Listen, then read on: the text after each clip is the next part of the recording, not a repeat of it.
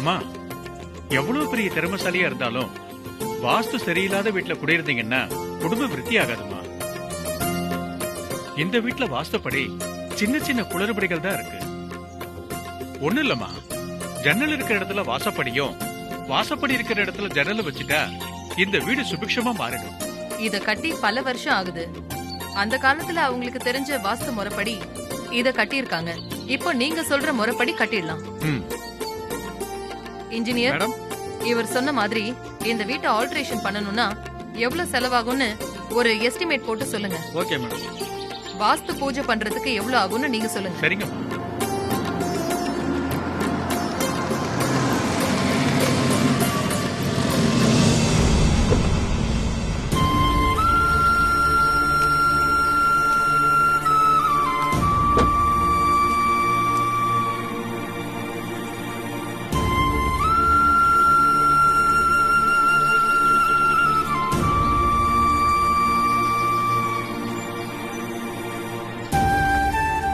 Madam, வீட்டு alteration பண்ணனா அப்ராக்சிமேட்டா 8 லட்சத்துல இருந்து 9 லட்சம் வரைக்கும் ஆகும் மேடம். வாஸ்து பூஜைக்கு 1 இருந்து 1.5 லட்சம் வரைக்கும் ஆகுமா?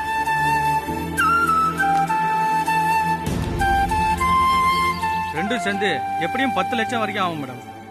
அதனால என்ன, தாராளமா ஆகட்டும். எனக்கு எங்க குடும்பம் நல்லா இருக்கணும். 10 லட்சம்லாம் ஒரு விஷயமே இல்ல. நாளைக்கு நாள் நல்லதா இருக்கு. நாளைக்கே வந்து அட்வான்ஸ் வாங்கிட்டு போயிடுங்க. சரிங்க.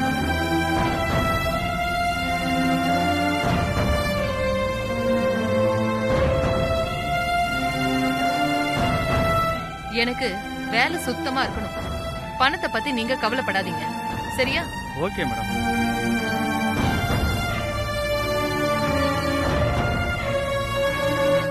கண்மணி, இந்த புடவை எங்க வாங்குன? அட்டகாசமா இருக்கு. நான் என்ன ராசாத்தி மாதிரி லோக்கல் புடவை கட்டுறவன் நினைச்சியா? இது மும்பைல இருந்து ஆர்டர் பண்ணி வர வச்சது. என்ன கண்மணி சொல்ற? அதான் அற்புதமா உன் கலருக்கு ஏத்த மாதிரி அழகா இருக்கு. ஆனா கண்மணி, ஏதோ ஒண்ணு குறையா இருக்கு. அது என்னன்னு தான் தெரியல. கண்டுபிடிச்சிட்டேன். கண்மணி, இந்த புடவைக்கு மேட்சா அப்படியே பச்சை கலர் கல்லு வச்சு ஆரம் போட்டா அவ்வளவு சூப்பரா இருக்கும் உனக்கு. அம்மா, அதுக்கு எப்படியும் 5 லட்சம் ரூபாய் ஆகும். வேற ஏதாவது இருந்தா சொல்லு. ஏய், உன்னை பத்தி உனக்கே தெரியல கண்மணி. நீ யாரு? மரகதம்மாவோட மருமக. 5 லட்சம்லாம் உனக்கு ஒரு பெரிய விஷயமா என்ன?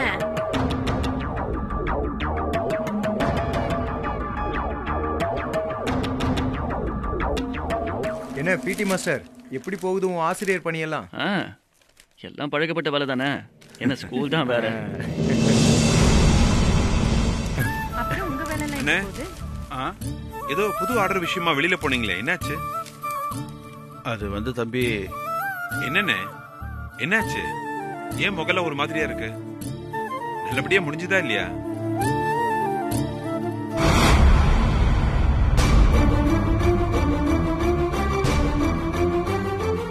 அப்பா, ஒரு வேலை ஆர்டர் கிடைக்கலையோ என்னவோ.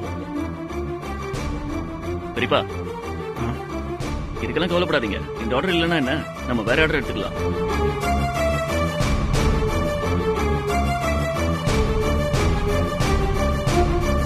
அண்ணே விடுங்கண்ணே. ஆசையா சாப்பிட்டுட்டு இருந்த ஸ்வீட் அப்படியே வச்சுட்டு போயிட்டீங்க. வந்து உட்காருங்க முதல்ல. இல்ல தம்பி, இருக்கட்டும். ரசத்தி, போய் ஸ்வீட் எடுத்துட்டு வாமா. சரிங்க மாமா, இதை எடுத்துட்டு வரேன். ரசத்தி, வேணாமா. நான் இப்ப ஸ்வீட் சாப்பிட்ற மனநிலையில இல்ல.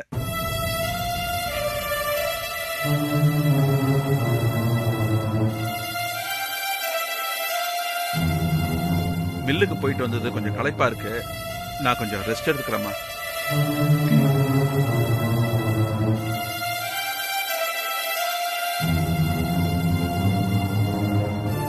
என்னாச்சு மாமாவுக்கு? எப்பவும் இந்த மாதிரி இருந்ததே இல்லையே. ஏதோ நடந்திருக்கு. நம்ம கிட்ட சொல்லாம மறைக்கிறாரு.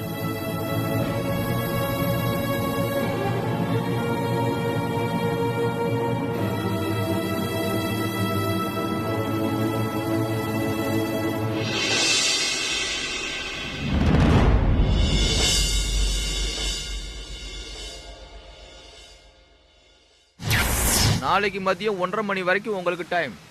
அதுக்குள்ள வட்டி முதலமா கொடுக்கலன்னா உங்க ரைஸ் மில்லு, உங்க பெரிய வீடு எல்லாத்தையும் ஜப்தி பண்ணிடுவோம்.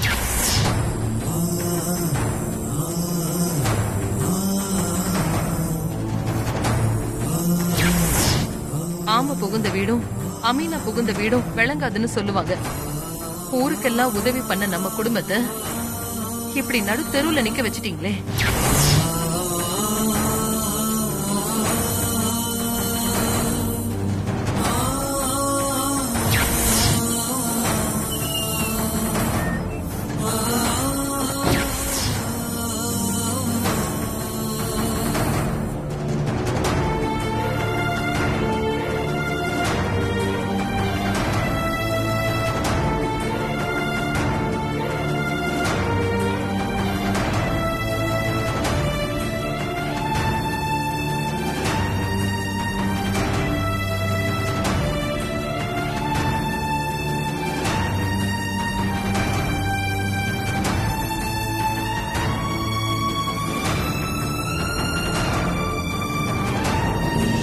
மாமா, வாமா ராசாத்தி.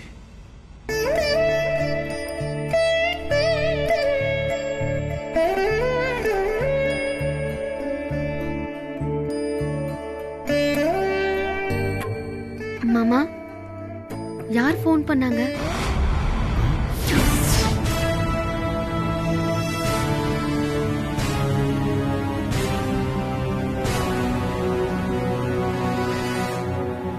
மாமா, நீங்க மில்லுக்கு போகும்போதும் சரி, போயிட்டு வந்ததுக்கு அப்புறமும் சரி, உங்க முகமே சரியில்லை.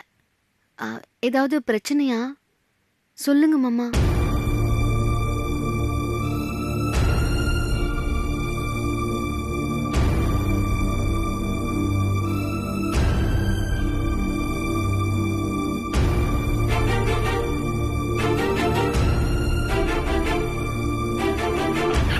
அதெல்லாம் ஒண்ணும் இல்ல ராசாத்தி.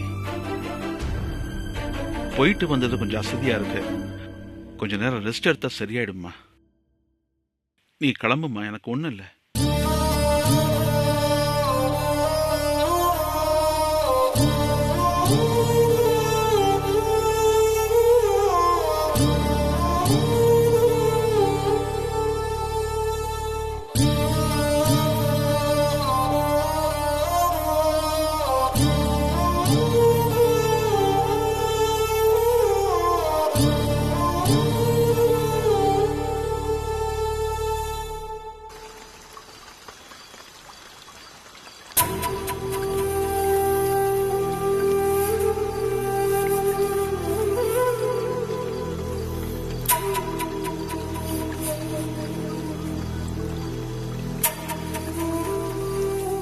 அண்ணே, என்னண்ணே ஏதோ பேசணும்னு சொல்லிட்டு இப்படி எதுவும் பேசாம அமைதியா இருக்கீங்க?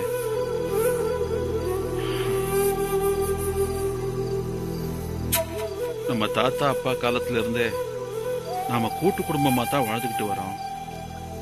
அதுக்கு என்னண்ணே, நம்ம இப்பவும் ஒன்னா தானே இருக்கோம். இடையில ஏதோ ஜோசியக்காரன் உங்களுக்கும் அன்னிக்கும் கண்டம்னு சொன்னதுனால ஒரு 6 வருஷம் பிரிஞ்சிருந்தோம். இப்பதான் பழையபடி ஒன்னா தானே இருக்கோம்.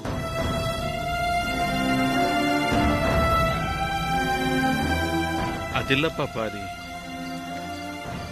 நீ 6 வருஷம் கழிச்சு இங்க வந்திருக்கிய, உனக்குன்னு ஏதாவது திட்டம் வச்சிருக்கியா? திரும்ப இங்க வந்தது தெரிஞ்ச உடனே ஊர்க்காரங்க எல்லாரும் பஞ்சாயத்துக்கு வாங்கன்னு கூப்பிட ஆரம்பிச்சிட்டாங்க. வாரத்துக்கு 2 பஞ்சாயத்து தான், இருந்தாலும் நாள் போறதே தெரியலண்ணே. ஊர் பஞ்சாயத்துன்னு ஊர் ஊரா போனா நம்ம வீட்டை யாருப்பா பாக்குறது? அண்ணே, என்னண்ணே நீங்களே இப்படி பேசுறீங்க? எப்பவும் நம்ம வீட்டுல நீங்க தானே எல்லாத்தையும் பாத்துப்பீங்க. நீங்க இருக்கும்போது எங்களுக்கு என்னன்னே கவலை?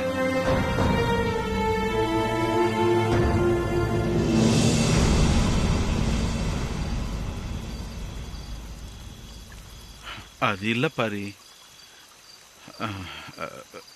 எனக்கும் வயசாயிட்டே போகுது இல்ல. யாரு தலையில என்ன எழுதிருக்குன்னு சொல்ல முடியாதுப்பா. நாளைக்கே எனக்கு ஏதாவது ஒண்ணுன்னா நீயும் பசங்களும் தான் பாத்துக்கணும்.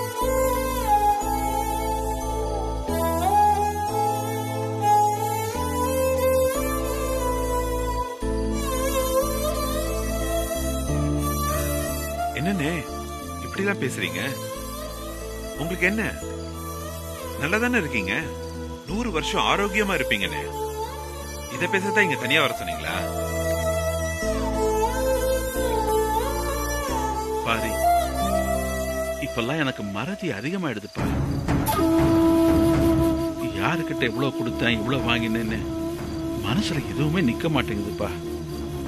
வரவு செலவு எதுவும் புரியல. அதனால தான் சொல்றேன்ப்பா, பொறுப்பை நீ எடுத்துக்கப்பா. என்னன்னு? என்னாச்சு உங்களுக்கு? ஏன் இப்படி எல்லாம் பேசுறீங்க? போதும் பாரி, நான் கொஞ்ச நாள் அமைதியா இருக்கணும்னு நினைக்கிறேன். எனக்கு கொஞ்சம் ஓய்வு கொடுங்க. எனக்கு ரொம்ப நாள் ஆசை காசி யாத்திரை போகணும்னு. அதான் மொத்த பொறுப்புல இருந்து விலகிக்கலாம்னு நினைக்கிறேன். அண்ணே, இப்ப என்ன உங்களுக்கு?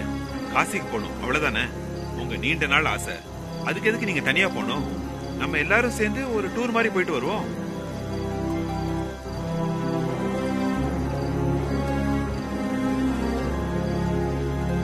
அது இல்ல பாரி, நான் என்ன சொல்ல வரேன்னு உனக்கு புரிய மாட்டேங்குது. அண்ணே, நீங்க என்ன சொன்னாலும் சரி, இந்த வீட்டுக்கு தலைவர் நீங்க தான்.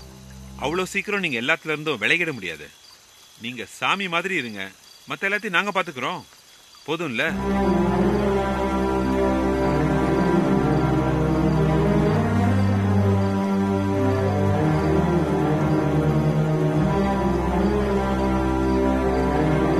பாரி, நம்ம குடும்பத்தை நீ பாத்துக்கணும், அவ்வளவுதான் விஷயம். வேற எந்த கவலையும் எனக்கு இல்ல. நீயும் உன் பசங்களும் பாத்துக்குவீங்க. நான் இன்னைக்கு நிம்மதியா போய் தூங்குவேன். அது போதும் பாரு.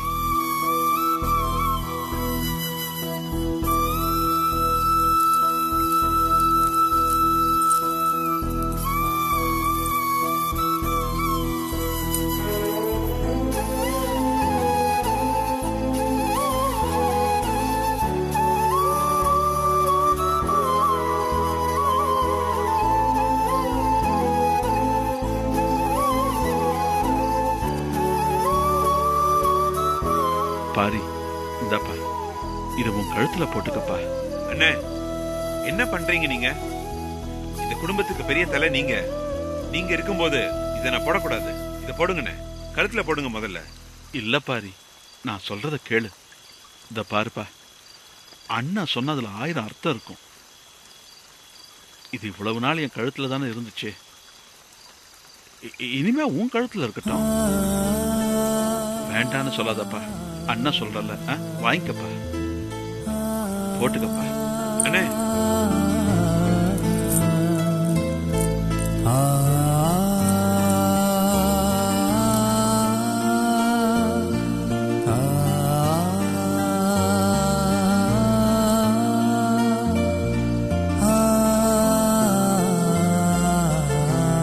பாரி,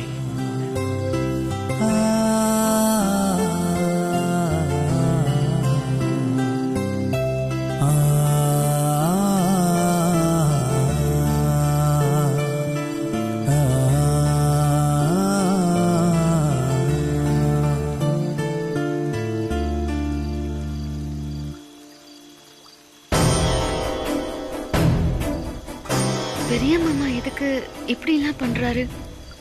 காலையில இருந்தே அவர் நார்மலா இல்ல. அவர் மனசுக்குள்ள எதையோ வச்சுக்கிட்டு தவிச்சிட்டு இருக்காரு.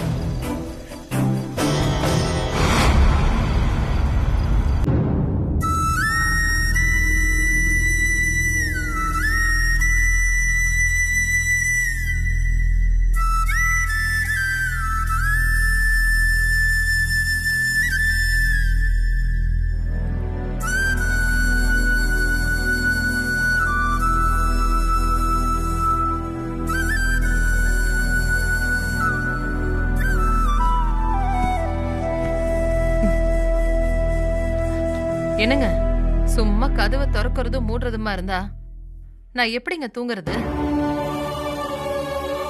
எனக்கு தூக்கம் கெட்டு போகுதுங்க. பேசாம படுங்க.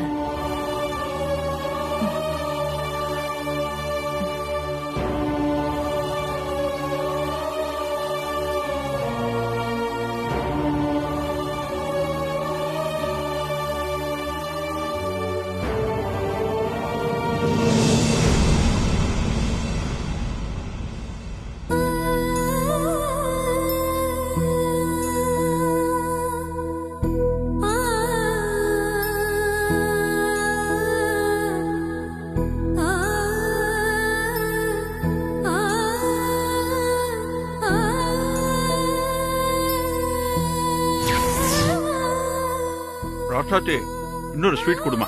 என்ன மாமா? அண்ணே ம். யாருன்னு பாருங்க.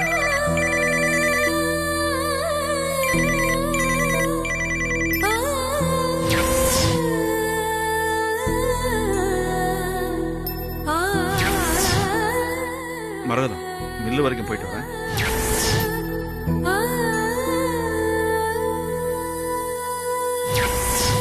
மாமா, நீங்க மில்லுக்கு போகும்போதும் சரி, போயிட்டு வந்ததுக்கு அப்புறமும் சரி, உங்க முகமே சரியில்லை.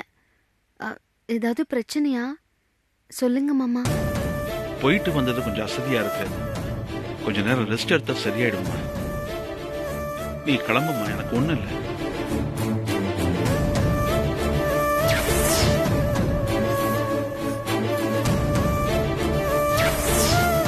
நாளைக்கே எனக்கு ஏதாவது ஒண்ணுன்னா நீயும் பசங்களும் தான் பார்த்துக்கணும்.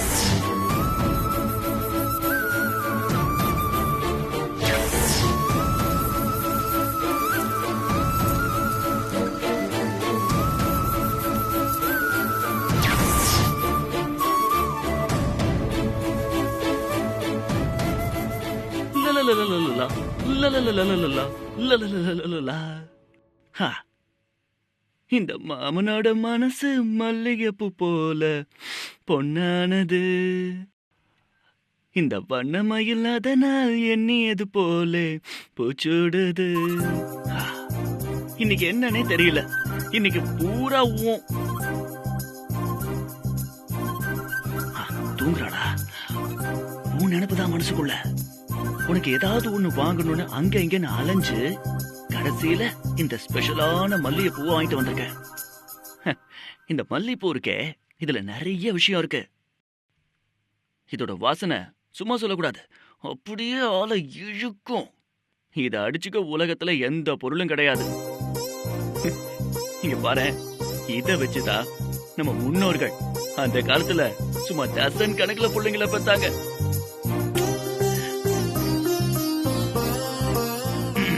அதனாலதான் இத வாங்கிட்டு வந்தேன். எதுக்குன்னா இந்த பூவை வச்சு நம்ம பூமிகாவுக்கு ஒரு தம்பி பாப்பா ஏற்பாடு பண்ணலாம் தான். இந்தா, இத அப்படியே உன் தலையில அழகா வச்சுக்கோ.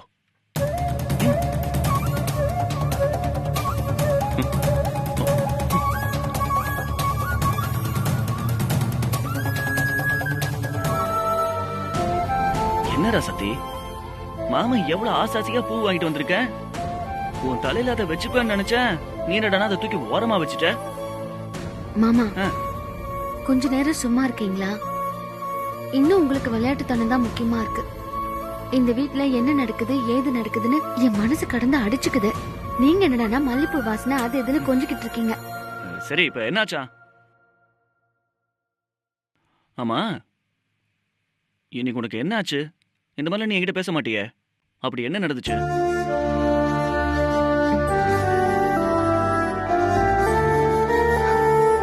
இல்ல மாமா, அது வந்து சொல்லு. இல்ல, எல்லாரும் காலையில ஸ்வீட் சாப்பிட்டுட்டு இருந்தோம்ல. ஆமா. அப்போ பெரிய மாமாக்கு ஒரு போன் வந்துச்சு. அதுக்கப்புறம் மாமா முகமே ஒரு மாதிரி ஆயிடுச்சு.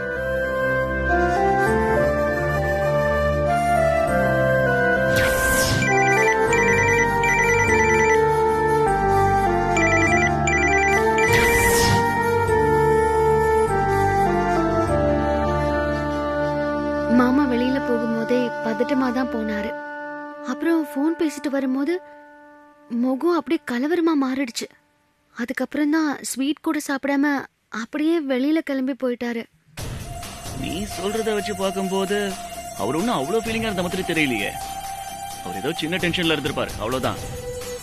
இங்க பாரு, நீ நினைக்கிற அளவுக்குலாம் எதுவும் நடந்திருக்காது. தேவையில்லாம நீ தான் ரொம்ப குழம்புற. இல்ல மாமா, நீங்க யாருமே மாமாவை சரியா கவனிக்கல. என்ன நடக்குதுன்னு உங்களுக்கும் புரியல. நேசமணி மாமாவும் உங்ககிட்ட சகஜமா இருக்கிற மாதிரி முயற்சி பண்றாரு. ஆனா மாமாவால அது முடியல. அதான் நான் போய் ரெஸ்ட் எடுக்கிறேன்னு சொல்லிட்டு போயிட்டாரு. அது மட்டும் இல்ல, கொஞ்ச நேரத்துக்கு முன்னாடி பாரி மாமாவை கூப்பிட்டு கொல்லப்புறத்துல உட்காந்துக்கிட்டு எதோ பேசிட்டு இருந்தாரு. அப்ப கூட பெரிய மாமா முகம் வாட்டமா தான் இருந்துச்சு. அது மட்டும் இல்ல, இன்னொன்னும் பண்ணாரு. என்னைக்கும் இல்லாம இன்னைக்கு தன்னோட கழுத்துல இருந்த பாரம்பரிய செயினை கழட்டி பாரி மாமா கழுத்துல போட்டு விட்டாரு.